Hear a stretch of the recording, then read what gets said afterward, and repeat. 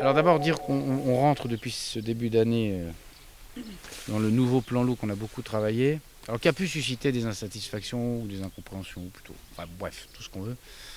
Nous on a essayé de le penser dans un registre qui soit différent, c'est de dire au fond l'objectif de biodiv il est atteint.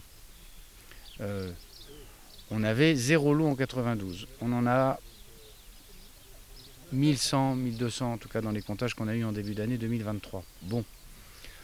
Donc l'objectif est atteint. Sauf que maintenant, cet effectif si nombreux présent, y compris dans les territoires qui sont là, colonisés depuis 10-15 ans, ils viennent déstabiliser les filières agricoles. Donc ce n'est pas une insulte faite à la biodiversité que de dire, si je veux garder ce paysage-là, qui est la biodiversité, c'est pas que le loup.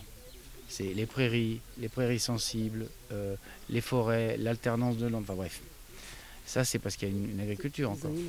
On a besoin de se préoccuper du fait que la pression du loup soit supportable, vivable. Parce qu'il faut quand même regarder, vous connaissez le sujet, mais celui qui n'a jamais été voir un éleveur qui a été attaqué le matin de l'attaque, il n'a pas compris ce que c'est qu'une prédation de loup. C'est pas un sujet de je t'indemnise, hein.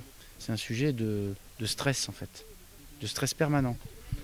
Donc vous ouvrez, enfin vous ouvrez rien, vous sortez, parfois oui, et vous vous demandez si vous allez retrouver votre troupeau dans quel état. Ce qui est quand même pas... Il n'y a pas beaucoup de métiers où vous vous demandez si tous les matins votre outil de travail va être détruit. Parce que d'autres, et après tout, ça peut s'entendre, ont décidé que vous auriez un adversaire assez résolu et assez redoutable qui est le loup.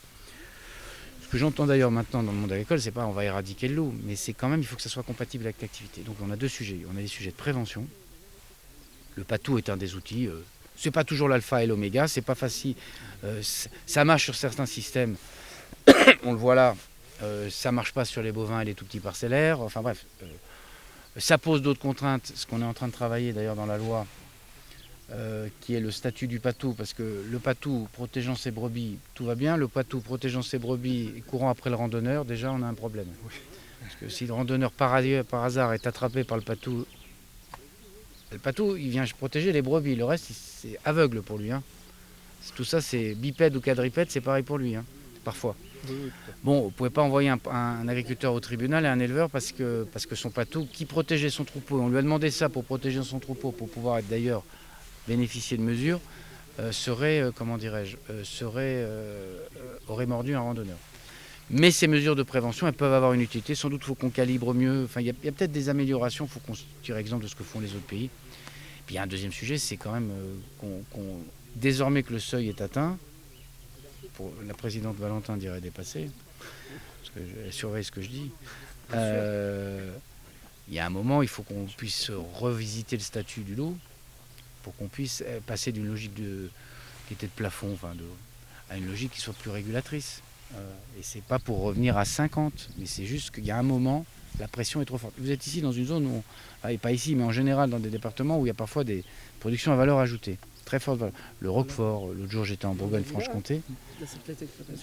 Si jamais vous perdez de la génétique, et puis vous désorganisez trop les troupeaux. Donc on a besoin de mieux s'attaquer à ce phénomène-là pour éviter des fronts de colonisation trop puissants, de la prédation trop forte, etc. etc. Donc c'est ça le travail qu'on fait et la demande, je suis très content qu'on porte au niveau français maintenant une demande de déclassement de très protégé à protégé. Donc ça ne devient pas une espèce chassable, que chacun se détende, c'est pas un sujet, mais ça permet quand même de pratiquer un peu différemment. Et puis dans le plan loup, on a un certain nombre de mesures de souplesse qu'on a mis sur les tirs, sur... passer de 1 à 2 voire 3 tireurs, sur les indemnisations, moi je tiens à ce qu'on puisse prélever des loups tôt en saison, parce qu'un loup qui est prélevé en février, c'est un loup qui ne mangera pas en mars, et les semaines qui suivent, c'est quand même de bon sens. Puis on a un sujet spécifique ici, c'est pour ça que c'est intéressant d'être sur le terrain, c'est le sujet parc national des Cévennes, puisque évidemment on a quelque chose de dérogatoire à la loi commune sur la question du loup, puisqu'on ne peut pas de fait agir comme on... Donc ça c'est un sujet avec lequel je reviens, que j'ai discuté avec mon collègue Béchu, puis avec les préfets en charge de cette question du loup, parce qu'on en parlera avec le préfet du département. Parce que là, il y a une question de bon sens. Le loup, lui, il ne sait pas ce que c'est qu'un parc national. La seule chose qu'il sait, c'est les endroits où il est tranquille. Donc si la question, c'est d'éviter les attaques, il faut quand même qu'on se pose la question de ne pas lui laisser trop de zones de tranquillité, parce qu'il fera ce que font les très grands prédateurs, parce que le loup est d'ailleurs assez fascinant de ce point de vue, un très grand prédateur. Il logera là-bas et il viendra attaquer à l'extérieur.